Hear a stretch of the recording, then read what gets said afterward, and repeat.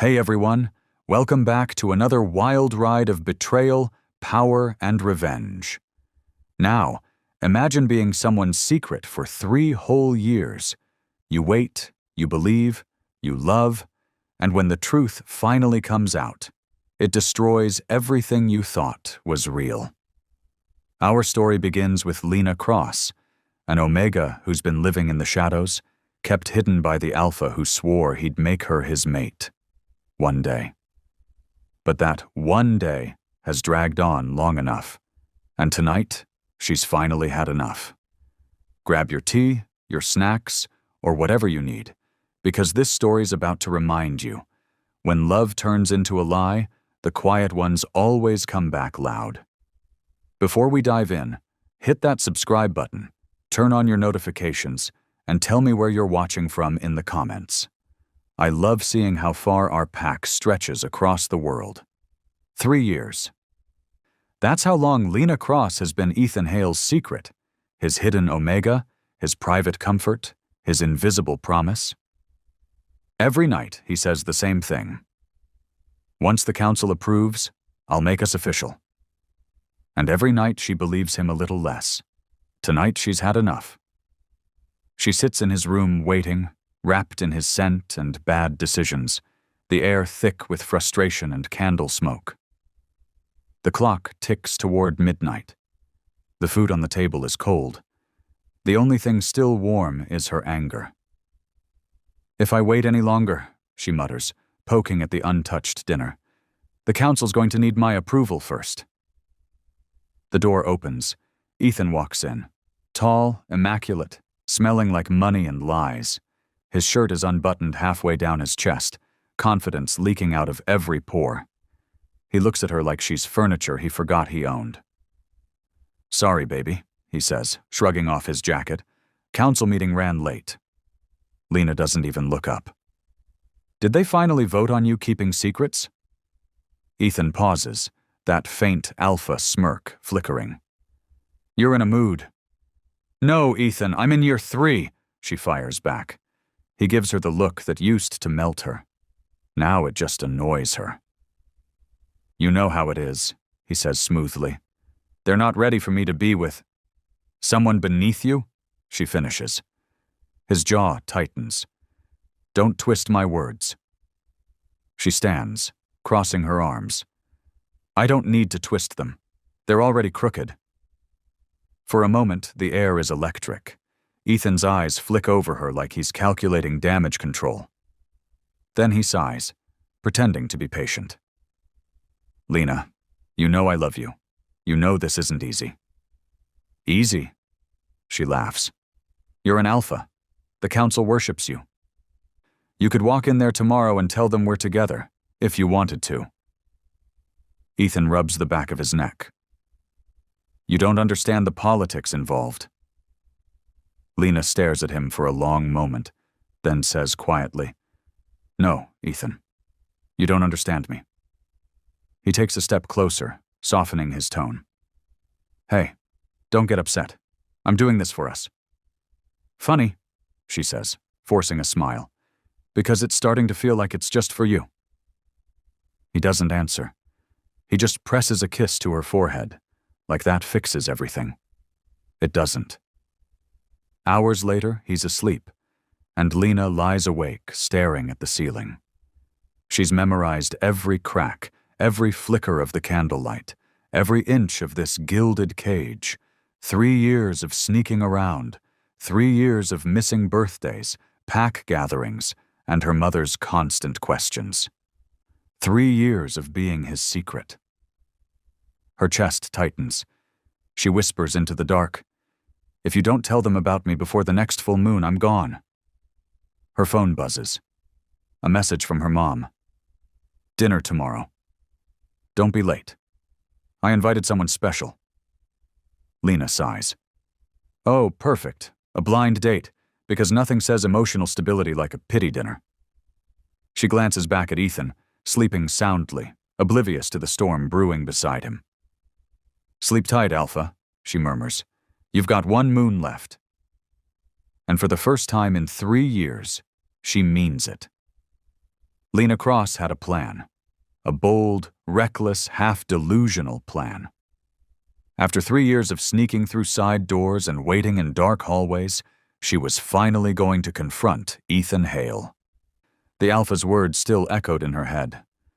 Once the council approves. He'd said it so many times it had stopped sounding like a promise and started sounding like a stall tactic. Tonight, she wanted answers. She followed the faint sound of celebration through the council grounds. Music drifted through the trees, and laughter spilled from the sacred aisle where ceremonies were held. Perfect, she thought. He's here. Her heart raced, not with hope, but with the kind of anger that simmers just before it explodes. She kept to the shadows, slipping between marble columns and flower garlands. Her heels clicked softly on the stone. Each step was a silent argument she rehearsed in her head. 3 years, Ethan. I missed birthdays. I missed my life. You said you loved me. She pictured how it would go. She'd step out, catch him alone, say her piece, and leave with the dignity of a woman finally done waiting. Clean. Simple. Only the night wasn't cooperating. The music grew louder, richer, violins and drums, the kind reserved for grand pack events. People milled about in formal clothes, smiling, clapping, whispering blessings. Lena ducked behind a pillar, frowning.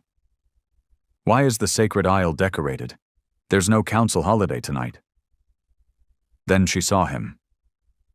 Ethan Hale stood near the altar in a dark, tailored suit, the very image of an alpha in command. The crowd adored him, cheering as he lifted a glass. His smile was brighter than she'd seen in months. He looked alive, proud, public. Lena's chest tightened, anger twisting into something sharper. He'd told her he was working late, that he couldn't be seen with her yet. And here he was, laughing with the council members, the same people who supposedly wouldn't approve of her. Her first thought wasn't heartbreak, it was insult. She started forward, ready to ruin the night if she had to. But then a figure stepped up beside Ethan. Maddie Voss, the council elder's daughter. Beautiful, polished, glowing with that effortless grace Lena had never been allowed to show. Maddie leaned in and whispered something. Ethan smiled wider. The crowd erupted into applause again. Lena froze mid-step. Her instincts screamed that something was wrong. She wanted to shout, to demand what was happening, but her feet refused to move. The officiant raised his voice, saying words Lena couldn't quite hear over the ringing in her ears. And when the crowd fell silent again, Maddie turned her head slightly, as if she felt Lena watching. Their eyes met across the aisle. Maddie's lips curved into a slow, deliberate smirk. One hand drifted to her stomach in a gesture that could only mean one thing. Lena's breath caught. Her body went cold. Her fingers trembled as she pressed them to her lips, forcing herself not to gasp, not to make a scene. Don't let them see you break. She took a single step backward, then another, retreating into the shadow she had lived in for far too long. Inside her, something snapped. Not her heart this time, but her silence. Maddie's smirk followed her all the way out. Lena didn't remember walking home. She remembered the cold, the way her legs moved like she was made of glass, cracking a little with every step. Her mind replayed that smirk, Maddie's hand on her stomach, Ethan's proud grin, as if the scene were branded behind her eyelids. By the time she reached her cabin on the edge of the pack grounds, the candles had burned out. She kicked the door shut, ripped off her heels, and laughed. Not the pretty kind, the broken, breathless, I can't believe this kind. You were convenient. She could hear him saying it already, because that's what she'd been. Convenient. The pretty Omega who waited quietly, who didn't make noise, who believed him every damn time. She poured herself a drink. Cheap whiskey, expensive anger, and took a long swallow that burned its way down to her stomach. Then she did what any self-respecting Omega would do after discovering her secret boyfriend got married. She started breaking his gifts. The framed photo. The necklace, he said, meant something. The letter where he'd called her his forever. Each crash echoed like punctuation to a lie. That's when the door burst open. Ethan Hale stepped in, still wearing his wedding suit. The nerve of him, standing there, looking offended, as if she had betrayed him. "Lena," he said, voice low and sharp. "What the hell were you doing there?" She blinked, incredulous. "Oh, you mean at your wedding? Sorry, I must have missed the RSVP." His jaw tightened. "You shouldn't have been anywhere near that ceremony." She laughed again, wild and cold. "You're right. I should have been at home lighting a candle for my dignity." "Lena." His tone dropped, alpha deep, all command. "Enough." "Enough?" She stepped closer, eyes bright with tears she refused to shed. 3 years, Ethan. I waited 3 years while you fed me excuses about the council, about timing, about politics. You told me to trust you. I told you to be patient. I was patient, she snapped. I was loyal. I kept your secrets, lied for you, defended you, and you— Her voice broke for half a second before she caught it again. "You married someone else." He exhaled slowly, rubbing the bridge of his nose like she was the problem. "You're overreacting." Her heart stopped. "I'm what?" Ethan looked up, his expression turning cold, calculated. The mask dropped completely. "You were convenient, Lena. A distraction. Something simple when the rest of my life was complicated. You should be grateful I kept you a secret. Do you know what the council would have done if they knew?" For a moment, there was no sound. No breath, no heartbeat. Just silence, the kind that comes before the storm. Then she laughed. Softly at first, then harder. The sound brittle as glass. "Grateful," she repeated. "You think I should be grateful you were ashamed of me?" He didn't answer. He just stared at her like he was waiting for the tears. They didn't come. She stepped forward until they were inches apart, her voice low, steady, and sharp enough to cut through his arrogance. "I hope she ruins you," Lena said. "Completely. The same way you ruined me."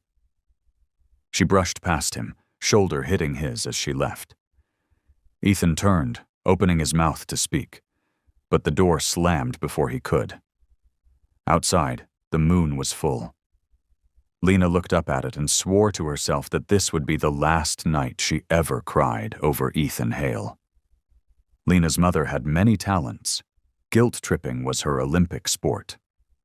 After the wedding disaster, Lena had locked herself in her cabin for a week, living on whiskey, sarcasm, and revenge fantasies.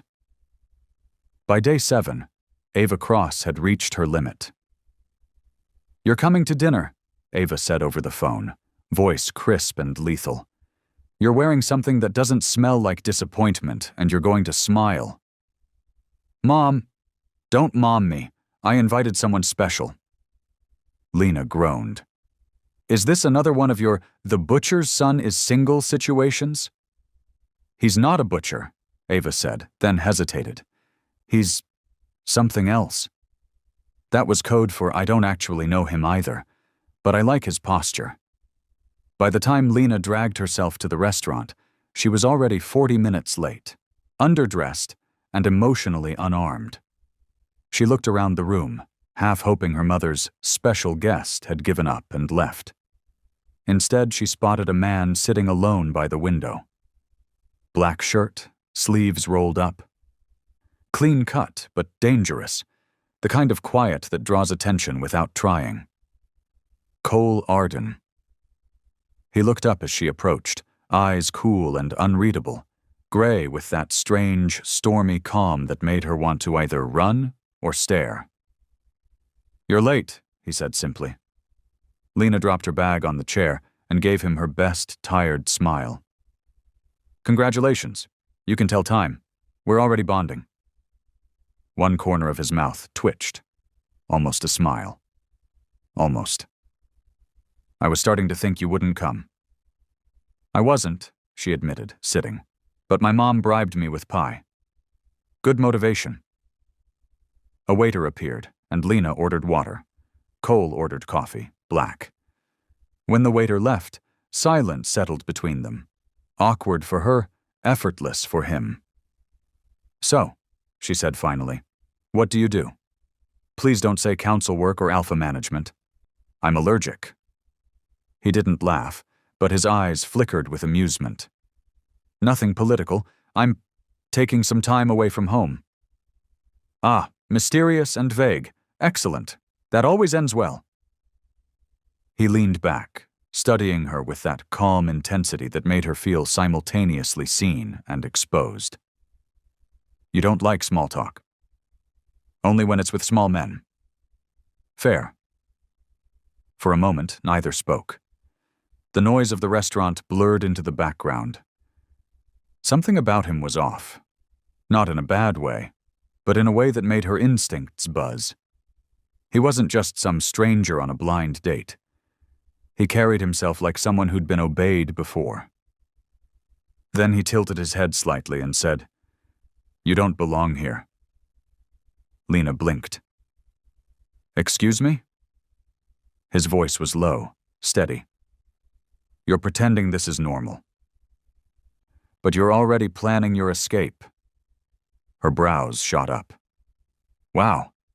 You read Women for Fun?" "I read everything," he said. "Including myself. I don't belong here either." She leaned back, arms crossed, trying not to let him see that he'd hit something real. "Then why come?" He looked at her, that tiny, almost smile returning. "Curiosity." "About me?" "About what kind of woman keeps showing up late to things she doesn't want to leave." Lena stared at him, unsure if she wanted to laugh, curse, or pour her drink on his head. Whatever this was, it wasn't a blind date anymore. It was a warning wrapped in chemistry. And for the first time in weeks, she forgot Ethan Hale even existed. Lena didn't expect to see Cole Arden again. After that unnerving dinner, she'd chalked him up as one of those mysterious men who say cryptic things and vanish before the check. Exactly her type. Trouble disguised as restraint. But 3 days later, he was waiting outside her mother's house. Not in a creepy way, in a "this man doesn't cue for anything" kind of way. Ava nearly fainted from delight. "He came back! Oh, Lena, he's serious!" "Mom," Lena hissed. "He's standing on the porch like a tax collector, not a suitor." Ava ignored her and waved from the kitchen window. "Invite him in. I'll make tea." "Please don't," Lena muttered, stepping outside before things escalated into matchmaking homicide. Cole was leaning against his car, hands in his pockets, looking unbothered by the chaos he caused. He didn't smile when she approached. He didn't even greet her. He just said calmly, "You left your umbrella." Lena frowned. "My umbrella was in the restaurant?" "No," he said. "You just look like someone who'd forget things when she's upset." She blinked. "You tracked me down to insult my emotional intelligence?" He tilted his head slightly, that unreadable half-smile ghosting over his face. "You said you hate politics." "I also hate unannounced visits." "Then you'll love this," he said. "I have a proposal." Her stomach dropped. "Oh no, you're not about to—" "Not that kind of proposal," he interrupted. "A deal." Lena crossed her arms. "You're really committing to this cryptic thing, huh?" Cole's tone didn't waver. "You need freedom. I need cover. It's simple." She blinked. "Simple like marriage?" "Yes." Lena laughed so hard she nearly choked on her own disbelief. "You're insane." "Probably," he said without flinching. She paced in front of him, gesturing wildly. "We met once. I don't even know your middle name. For all I know, you could be married already, or worse, boring. You're deflecting, he said. I'm processing. He waited until she stopped pacing, then spoke quietly. You said your ex kept you hidden. Marry me, and no one can do that to you again. You'll have my name, my protection. No expectations. No feelings? She asked, voice dripping with sarcasm. He nodded. Exactly. Lena stared at him, speechless. Then she laughed again, softer this time. You don't flirt, do you? I don't play games, he said.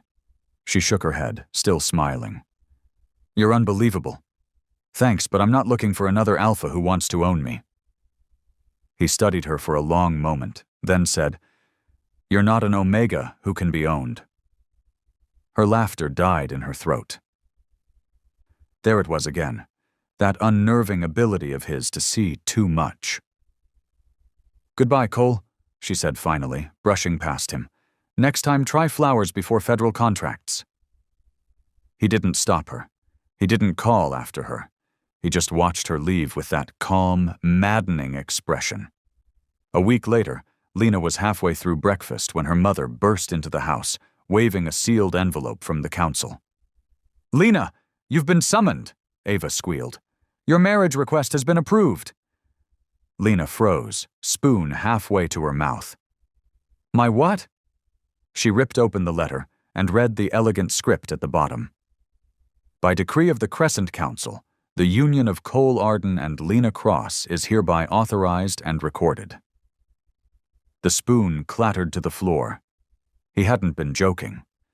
The ceremony was so quiet. Lena almost laughed at how anticlimactic it felt. No guests, no flowers, no music, just her, Cole, and a council clerk who looked like she'd rather be anywhere else. This feels less like a wedding and more like a tax audit, Lena whispered.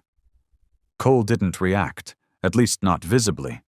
He stood beside her, calm as ever, dark suit pressed sharp, eyes unreadable.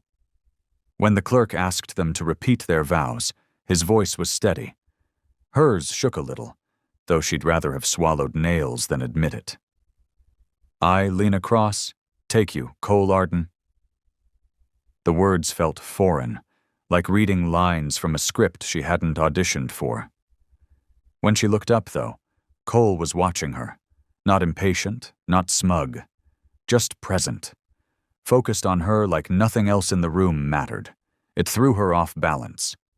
After the vows, the clerk cleared her throat and muttered, Congratulations, like she was checking a box on a form. She handed Lena a scroll stamped with the council seal and left them standing there like two strangers caught in a joint crime. Lena held the certificate in both hands. Well, that's romantic. Cole took it from her, folded it neatly, and slipped it into his coat pocket. You don't like quiet things, do you? I like things that make sense. He gave her the faintest hint of a smile. Then you'll hate this marriage. Already do. Still, when he held out his hand, she hesitated only a second before taking it. His skin was warm, steady, real. It annoyed her how grounding that simple contact felt. They left the hall together, walking into the cool night air. For a long stretch, neither spoke. Then, out of nowhere, he said, You don't have to trust me yet. Good, she said. Because I don't.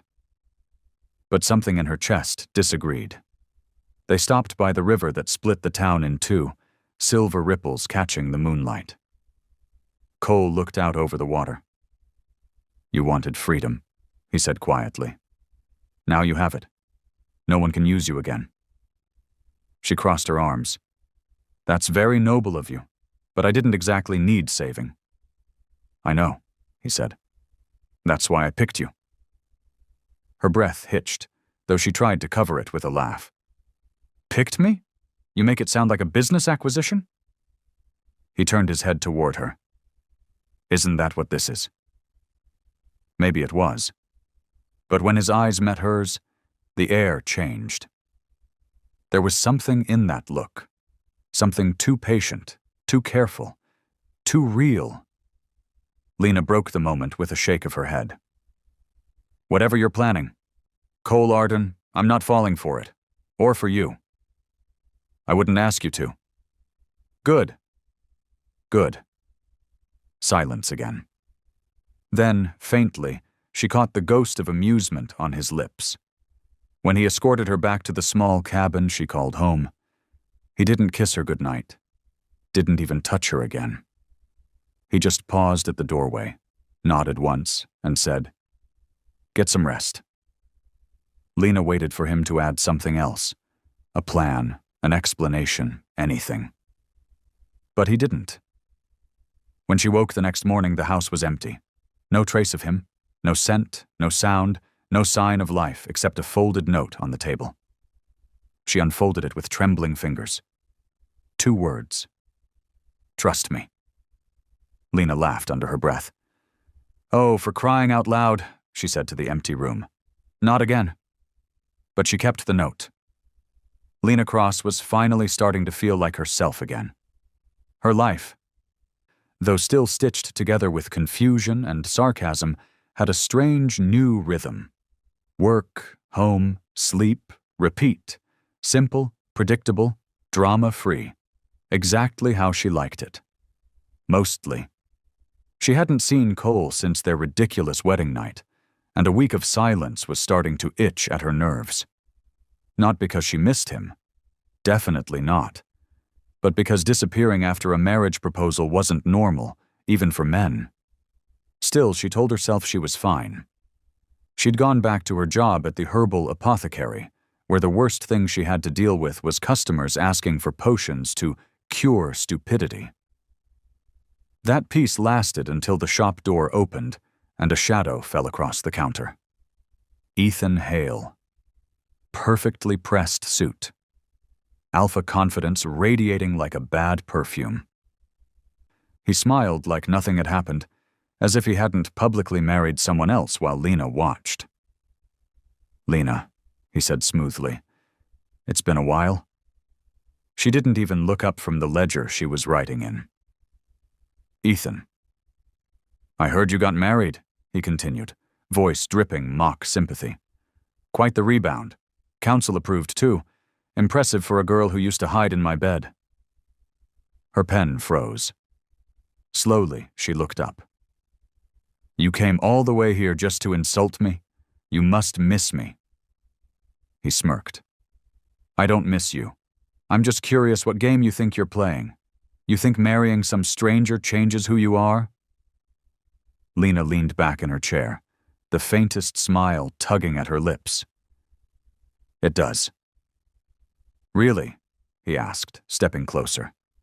"Because all I see is the same desperate Omega trying to act like she's above her rank." "You can't rewrite what you are."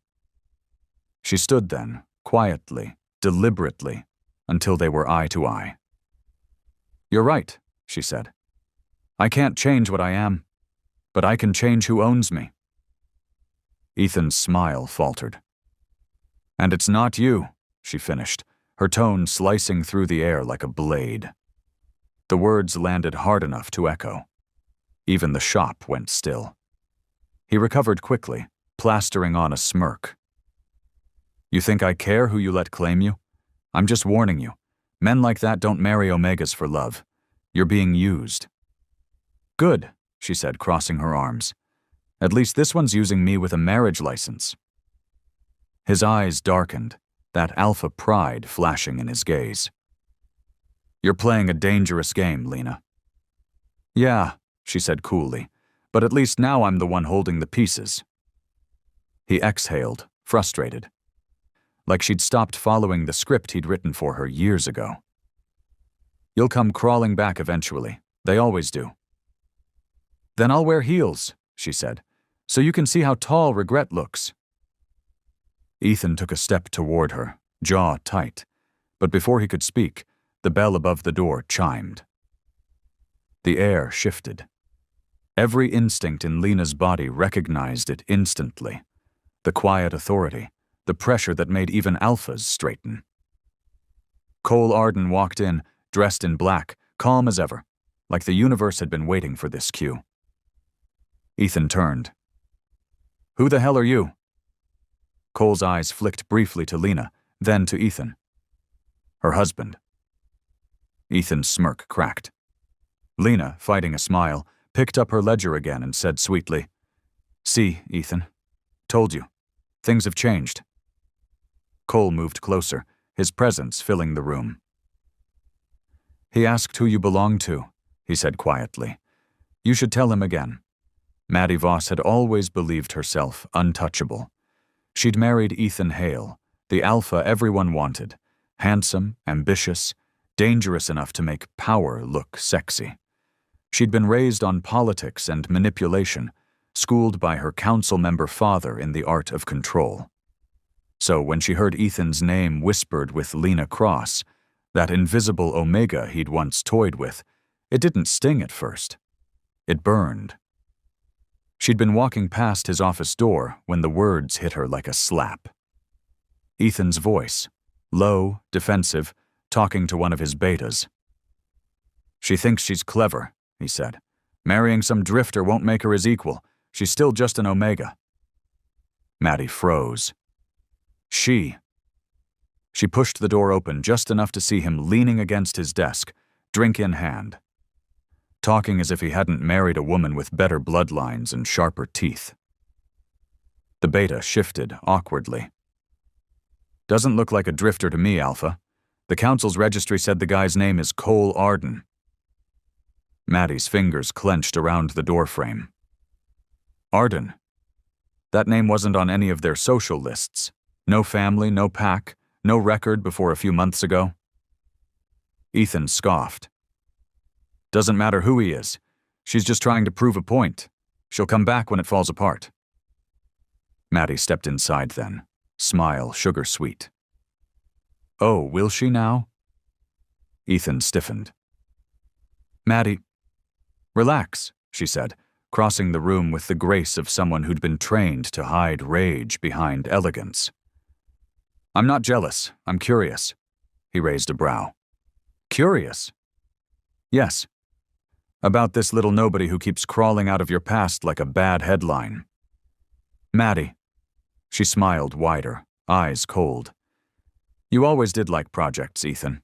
I just want to see what makes this one so durable." That night, she summoned 2 of her father's old operatives, wolves who thrived on secrets and shadows. "Find out everything about Lena Cross," she ordered. "Where she lives, where she works, who this Cole Arden really is. And don't come back until you've seen something I can use."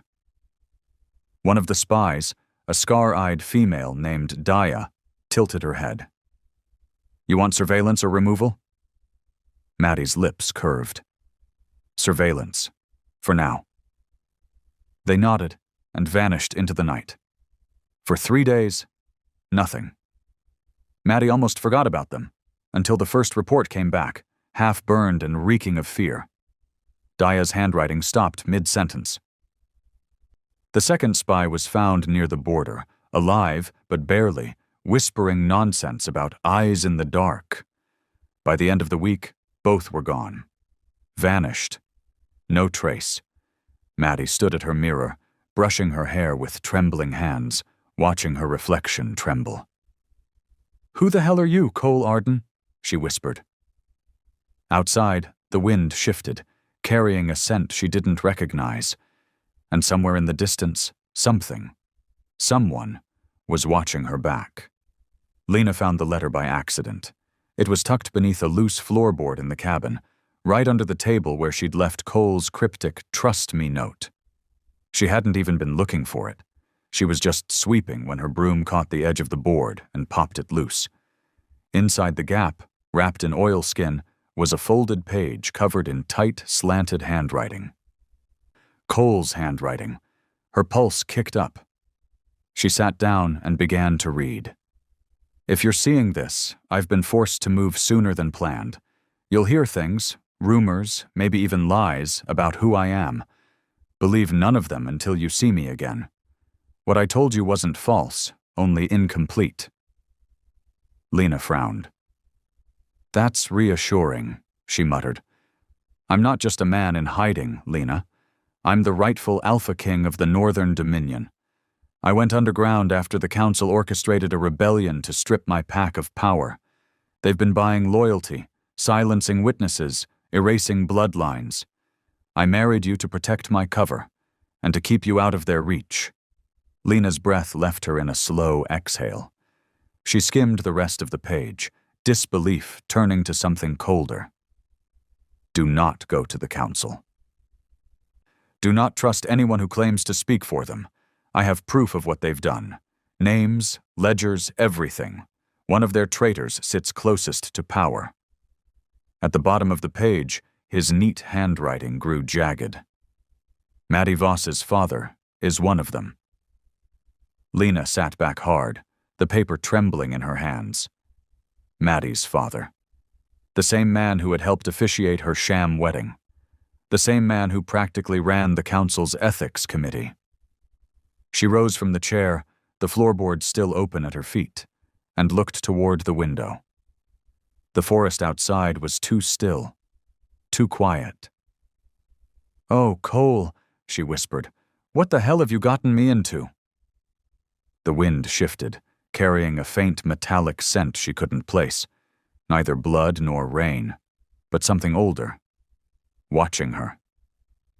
She folded the note, tucked it into her coat pocket, and whispered to herself, "If he's really a king, then he owes me one royal explanation."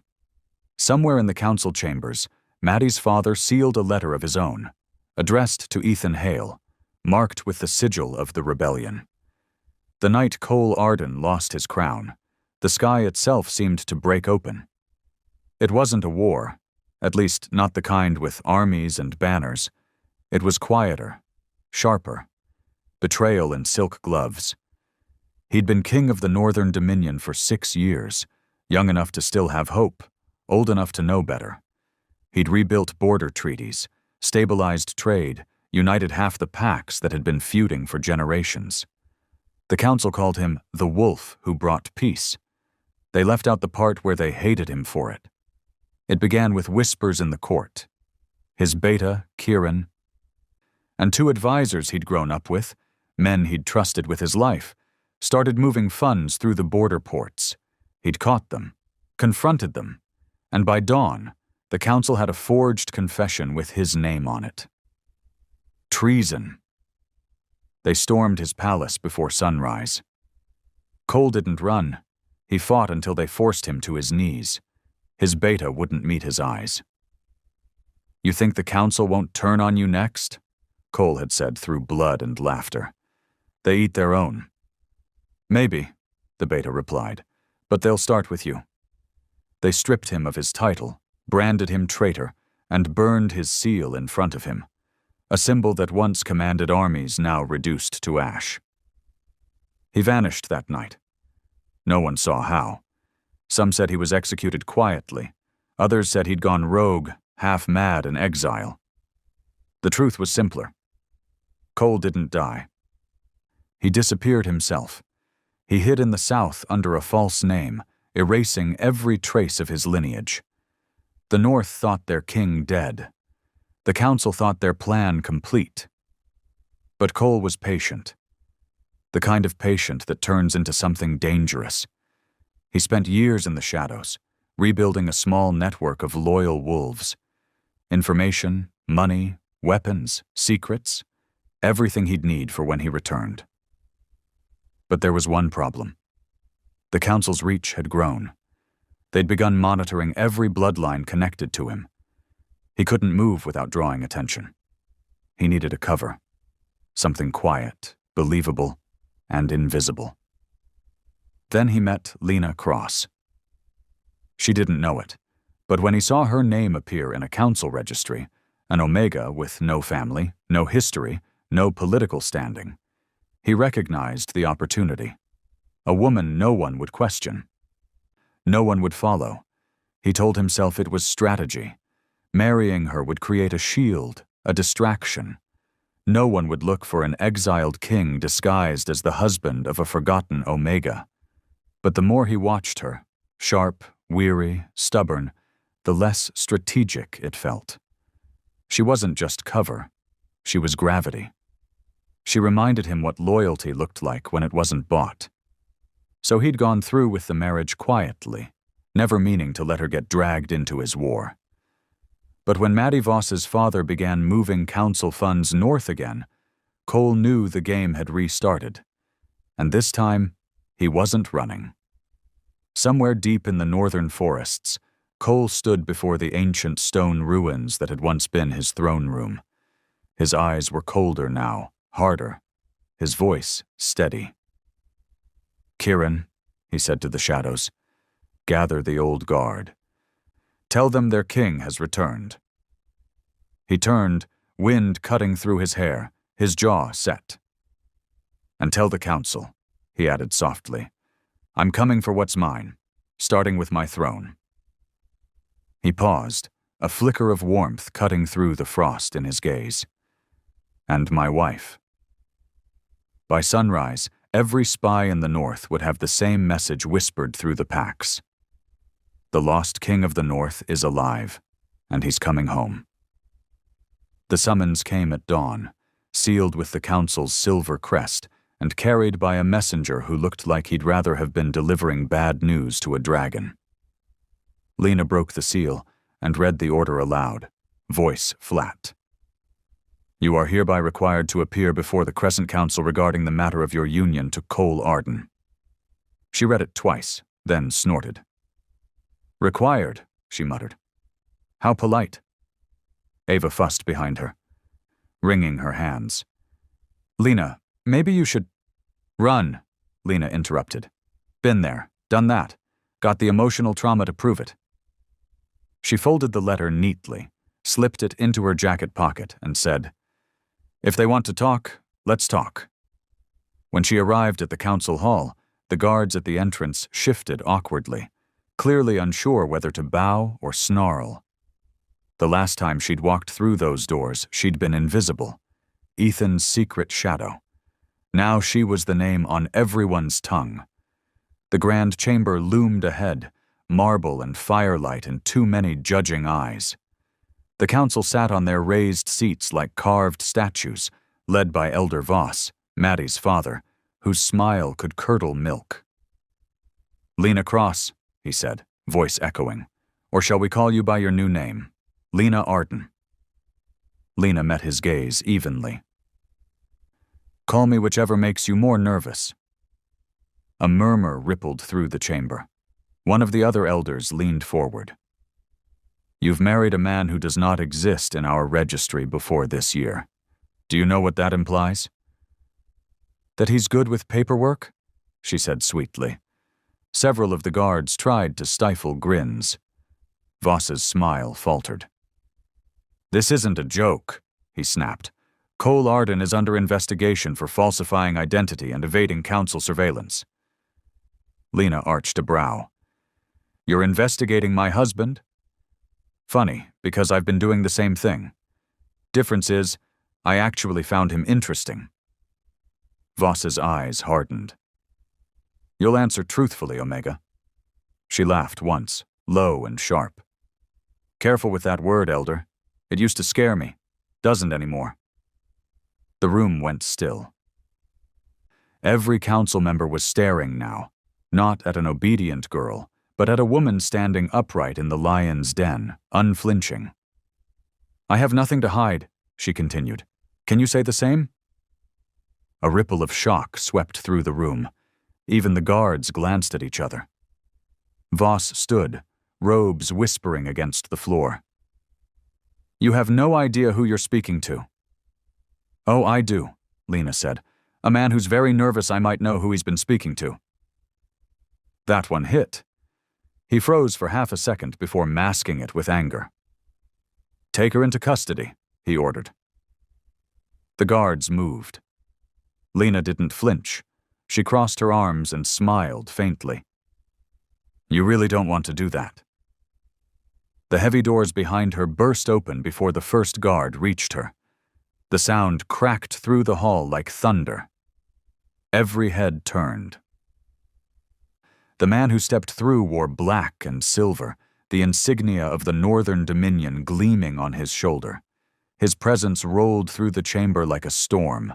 Power, command, absolute fury. Cole Arden, alive, whole, and furious enough to make the elders pale. He strode forward, voice cold and clear. "You dare summon my wife without cause?" Voss stumbled back a step, his composure cracking. You were dead," Cole said, cutting him off. "You should have made sure." Lena exhaled, her heart slamming against her ribs. He didn't even look at her as he spoke to the council. But when his hand brushed hers in passing, it was a promise, not an apology. The guards stepped aside instinctively as Cole's voice deepened to a growl. "Let's end the lies," he said. Starting with who gave the order to betray the North. The council chamber was no longer a room. It was a reckoning. Cole stood at the center, his shadow stretching long beneath the stained glass of the wolf sigil above. He looked every inch the Alpha King the legends promised. Calm, cold, and lethal in his restraint.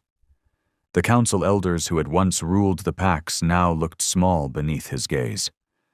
On either side of him, guards dragged Ethan Hale and Maddie Voss forward. Their wrists were bound, their pride shredded. Maddie still tried to hold her head high until her father was thrown down beside them, his council seal ripped from his robes. Cole said nothing at first. He simply paced before them, slow and deliberate, the silence heavy enough to crush the air from the room. Ethan broke first. "You can't just storm in here and—" Cole turned his head slightly, and the look alone made the words die in Ethan's throat.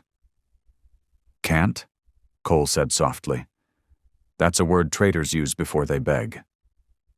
The tension in the hall was a living thing now. Even the guards stood straighter, the weight of old lies pressing down.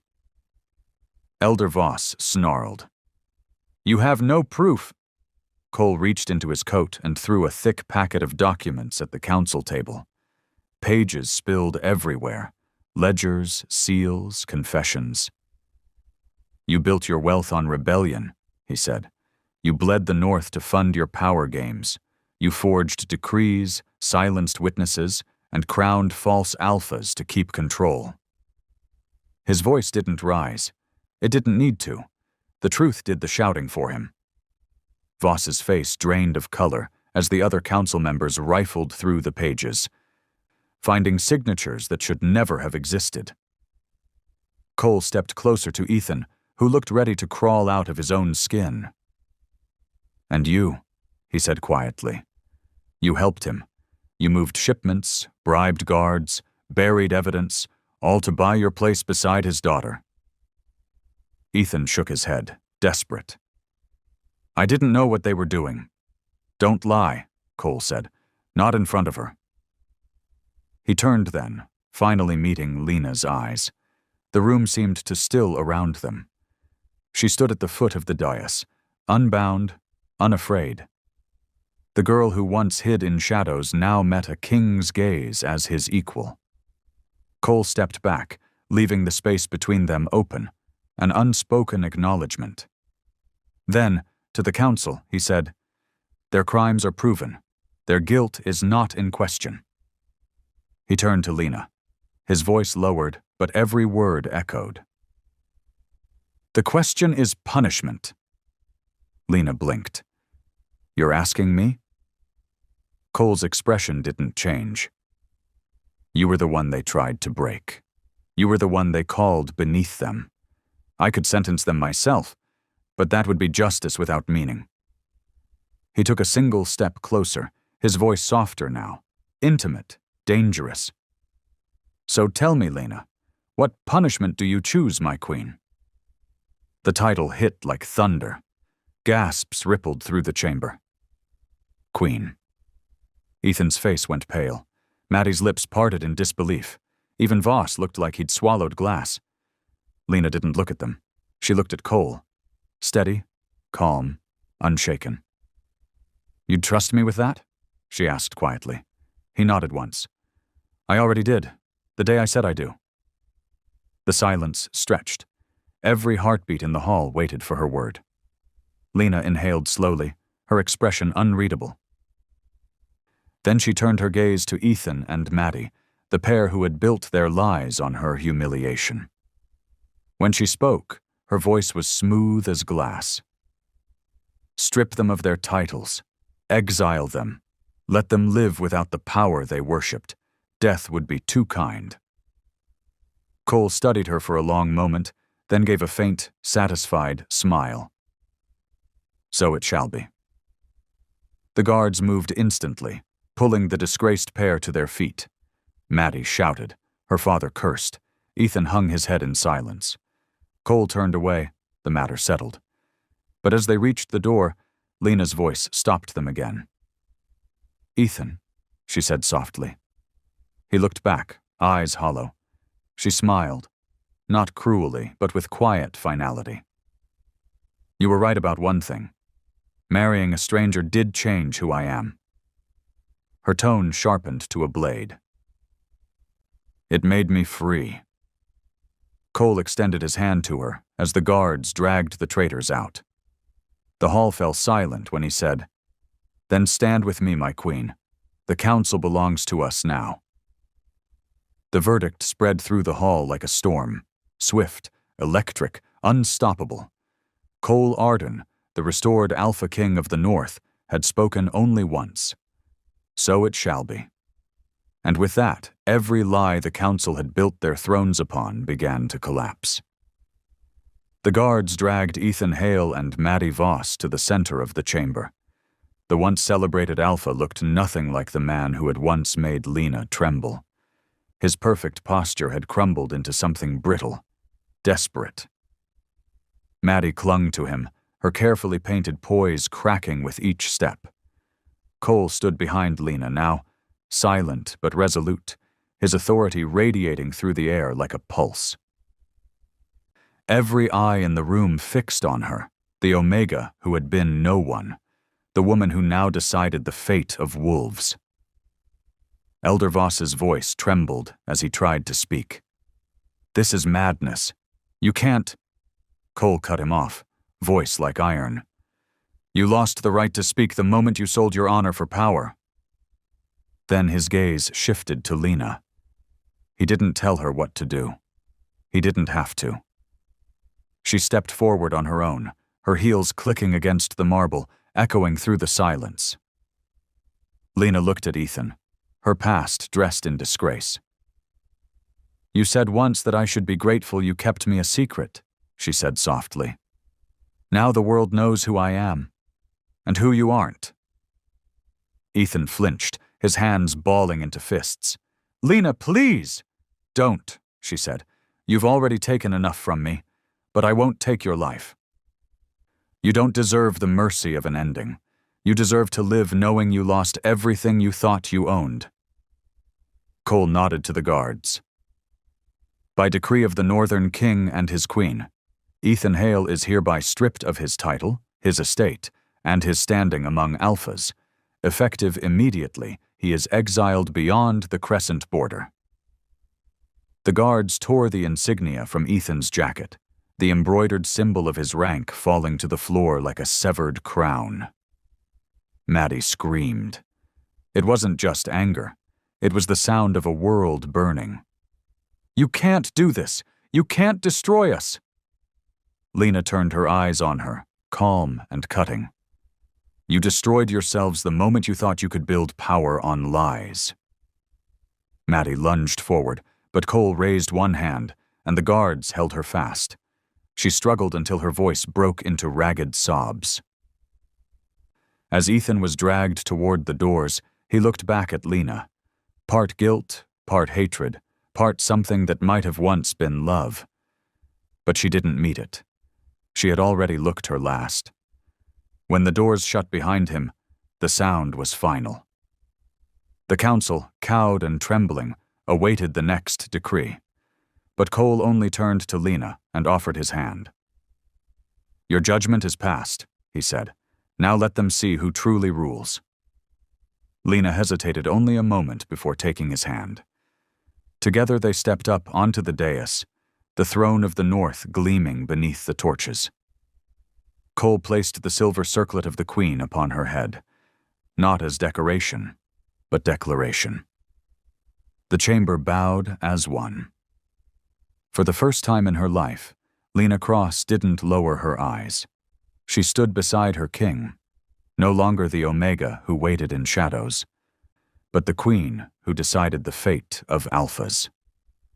As the crowd knelt, Cole leaned close, his voice low enough for her alone. "The council bows today," he murmured, "but beyond these walls, another war waits." The coronation was nothing like Lena imagined. There were no jeweled gowns or choirs singing of victory, just the slow, thunderous sound of thousands of wolves bowing their heads in unison. The northern banners hung high again after years of exile, silver and black rippling in the wind. At the center of it all stood Cole, the Alpha King reborn, his crown forged from the ashes of rebellion. And beside him, no longer in anyone's shadow, stood Lena, the Omega no one wanted to see until she stood where no one could ignore her. When Cole took her hand before the gathered packs, the hall roared its approval. It wasn't the sound of submission, it was the sound of belonging. Lena had never believed in titles, but now, watching the proud and the broken kneel together before her, she understood what real power was. Not dominance, not fear, respect. After the ceremony, the grand hall emptied, leaving only torchlight and the faint hum of distant celebration. Cole had dismissed his guards, and the air between them was quiet, intimate. "You were made for this," he said, voice low. Lena smiled. "For politics? Please. I was made for sarcasm and herbal tea." He chuckled, a rare sound from a man who carried the weight of nations. "You stood in front of the council and didn't flinch. You faced every alpha in this room and didn't bow. Tell me you weren't made for this." She shrugged lightly. "I was made to survive men who underestimate me. Turns out that's excellent training for royalty." He laughed again, softer this time, then grew quiet. "I should have told you everything sooner." "About being a king?" "About everything," he said. "I didn't mean for you to be part of this. You were supposed to be my shield, not my salvation." Lena tilted her head, studying him. "You fell in love with me when I didn't know who you were." He met her eyes. "No," he said gently. "I fell in love with you long before that." The words hung in the air like something sacred. For once, Lena didn't hide behind humor. She just looked at him and said, quietly, "Good. Then we're even." He reached out, brushed his thumb across her cheek. "You really think I married you for cover?" "I think you planned to," she said, smiling, "and then I ruined your plan." He laughed softly, but it faded too soon. Because even as the fires of celebration burned bright, a messenger was already riding hard through the southern passes. Far beyond the borders, past the Crescent River, Maddie's father had escaped exile. Hunted, cornered, furious, but not defeated. In the ruins of an abandoned council outpost, he gathered the last of his loyalists, alphas stripped of power, betas with grudges, and rogues who wanted blood more than loyalty. They knelt before him as he raised the old rebellion banner from the dirt. His voice rasped through the night. "The North has its king again," he said. "Then we'll remind him how easily kings can fall." In the great hall, as Cole and Lena stood together beneath the northern crest, a gust of wind blew out the torches. An omen whispered through every pack camp that night. The rebellion isn't dead. It's coming home. The war came without fanfare, no horns, no royal declaration, just a night sky split by smoke and fire, and the low, haunting cry of 100 packs answering the call to arms. Lena stood on the fortress walls beside Cole, her armor gleaming in the torchlight. Below them, the northern army stretched across the valley, a sea of silver wolves ready to defend what they'd bled for. She could smell the iron in the air, the electric pulse of fear and fury that came before every battle. Cole's hand brushed hers. It wasn't a command or reassurance, just contact. Simple. Grounding. "You don't have to fight," he said quietly. She looked at him, her smile fierce. "You don't get to tell me what I have to do, Your Majesty." He huffed out a breath that was almost a laugh. "Still impossible." "Still married," she shot back, pulling her blade free from its sheath. From the opposite ridge, Maddie's father rode at the head of his army, his eyes burning with the kind of madness born from losing everything. The wind carried his shout. "The false king dies tonight!" Cole's answer was a low growl that rumbled through the ground. "Let him try." When the first clash came, it was thunder. Wolves met wolves, steel met claw. The field became chaos, howls, roars, the shimmer of power flashing like lightning. Lena fought like she'd been born for it. She wasn't the hidden Omega anymore. She was precise, fast, lethal, every strike driven by 3 years of silence and heartbreak turned into purpose. When one of the rebels lunged for her, she ducked beneath his blade and buried her dagger in his side. Cole saw her from across the fray, pride flaring behind his fury. This was the woman who had once waited for him in darkness, who had survived shame, betrayal, and politics, and now stood at his side as his equal. The battle dragged deep into the night.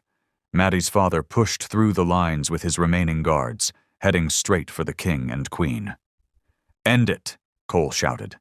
They met in the center of the chaos, the traitor and the fallen king. Maddie's father swung first, his blade slicing across Cole's arm. Cole didn't even flinch. He countered hard, driving his enemy to his knees.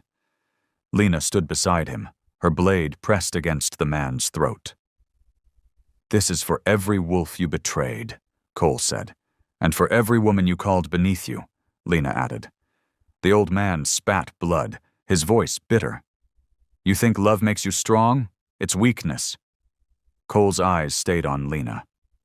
"No," he said softly. "It's what makes us unstoppable." With one final strike, he ended it. Silence fell across the field as the last of the rebels fled. The fires burned low, and dawn crept over the horizon, turning the blood-stained snow to gold. Cole turned to Lena, weary but alive. "The North stands again," he said. Lena looked over the field, then up at him, her eyes bright in the breaking light.